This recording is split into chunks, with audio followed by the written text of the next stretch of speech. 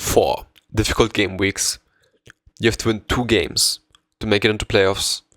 Not enough time to prepare drafts. Consistent frame rates. This is the LGC Rising group stage recap.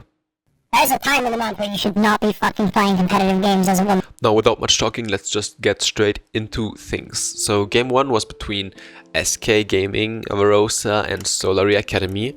A pretty hype matchup. The early game was very back and forth, with none of the teams really getting a major lead. SK got most of the objective, but Solary won the team fights.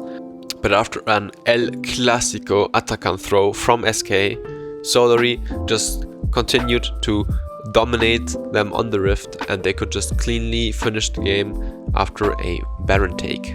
SK's team comp is kinda horrible. The top side looks really disgusting, and the mid-jungle duo of Morgana Maokai is making my biggest nightmares come true. They had a lot of individual mistakes coming in and some bad team fighting, and that's in the end what kind of lost them the game.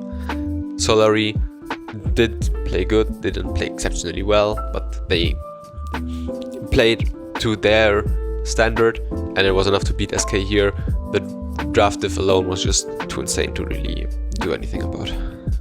Now, what I really hope for SK for the future is that they stop picking those single carry comps. Please don't ever do that again. I know Miela is great, and I know we all love to see Miela on a carry, but you don't have to put all your eggs in the Miela basket, okay? Just in 2025, okay? Just pick 2 or 3 champions that are dealing damage, and you're fine, okay? You don't need to have Maokai, Morgana, Sion, Nautilus to protect your CV, okay?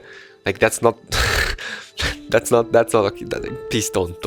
Thank you. Now, let's talk about the elephant in the room, which is the G2 Heal versus Galleon's Pearl matchup.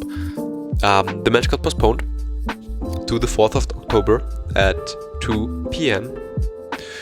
And yeah, there's no public information to why, and I'm not gonna leak why it got postponed. It is on the side of LGC to share that, and I hope they do share it, because I really dislike the way they handled the situation. They took no public accountability for what happened, and in the public eye, if you're not knowing what happened behind the scenes, then you're probably thinking that Galleons screwed G2 over or whatever, which also did not happen. It was mostly on the LGC tournament organizer's side to fuck up, and I think it's really embarrassing to not have a public statement out what happened, why it happened, and to not take accountability for that.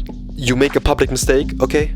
Then you need to publicly apologize to it, right? That's how it works. You have a fucking broadcast where 500 people are watching, and then you say, yeah, we're gonna stop here, and we're not gonna say why we're gonna stop here.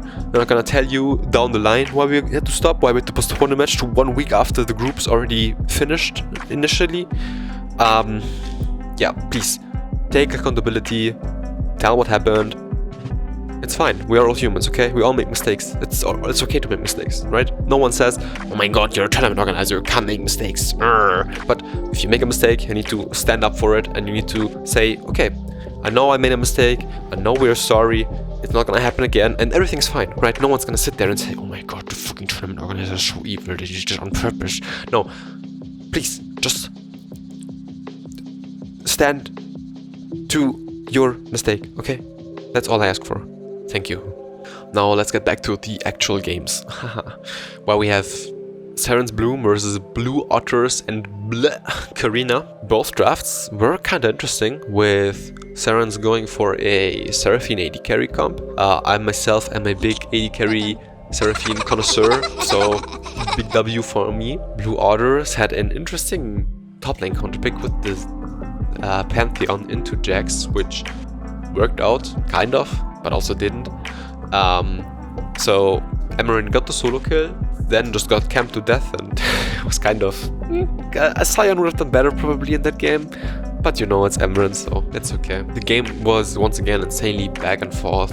Blue Otters getting ahead in the early game with some good solo kills, but the team fighting was just so strong for Serens. They have the Seraphine comp, they have Jax, they have an insanely good front-to-back team fighting comp you can't break. Like, the number one rule against a Seraphine comp is you never front-to-back, because you will always lose front-to-back. Right, that's... Thanks, I'm a coach, by the way.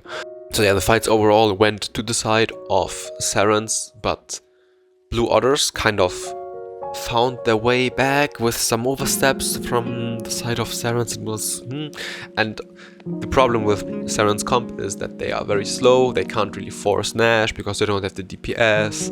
They can't really push because they don't have the range and the damage for the turret hitting.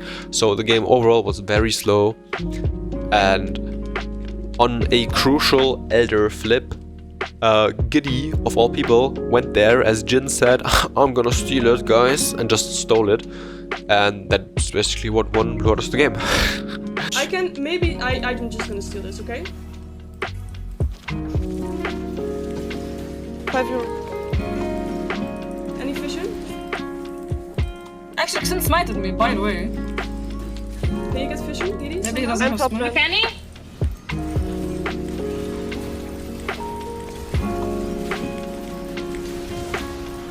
Like, it looked like firmly in control of Serens, but yeah, Giddy just said no, go fuck yourself. That's how they won. And yeah, the last game was between Eterna and Vitality Rising Bees, which was one of the most anticipated games this weekend. And it definitely lived up to the hype. Like, it was an insane, fun game to watch, and very, like, very close, very on the edge. Both teams could have taken it, but in the end, it was Virtuosa with an insane Nico engage on the Drake to secure them the winning team fight, and in the end the game. It was some really good team fighting from both teams coming in there. Like, you could never predict who's gonna win the next team fight. It's super close, super on the edge. We're first or being the last, making it into a neutral objective. But there it goes. No matter what, nature's grasp. She stole it! Look at the stole the Drake! That's another massive Pop Blossom. Remember, Pop Blossom, Bloom trying to defend her teammates with the Temper Fate, but Sashi going forward once again. Bloom is not gonna be able to do anything to save this one, and again. As of right now, Blue Otters and Eterna already secured into playoffs. G2 Hell probably also gonna be comfortably going into playoffs. We really have to talk about that. So yeah, let's take a look into next week's games and what importance and weight they have. The first game is between Blue Otters and G2 Hell, so it's basically who's getting first seed in the group. Sure. Pretty sleeper matchup. I think G2 is going to comfortably take it, as they usually do. The second one, though, Solary Academy vs Vitality Rising Beast. Now, this is an actual fucking banger, okay? If you don't tune in for this one, I don't know what you're doing, okay? I'm just gonna show you this tweet right there, right? Of Vitality, when the LGC Rising groups got confirmed. So yeah, they definitely need to back up their smack talk if they wanna make it out of groups. And against Solary, who they historically really struggle against. So let's see if they're gonna be able to, you know, win and maybe get a tiebreaker scenario out of it. Or if they're gonna lose and then they are kinda cut. We might get a 3-way tiebreaker. If Eterna also wins against SK and Vitality wins against Solary, then we get a 3-way tiebreaker, which would be kind of massive. So yeah, let's see how, like, this game is definitely holding the most importance for this weekend. Then for Sunday we have SK Varosa vs Eterna. As I said, Eterna's already locked. SK Varosa, if they win, they also lock the playoffs. If they lose, they kind of rely on the Solary Vitality game to see if there's tiebreaker gonna be coming or not, or whatever. Also, kind of important matchup. And Galleon's Pearl versus Serens Bloom. This is probably gonna decide who's gonna make it out of the groups of those two teams.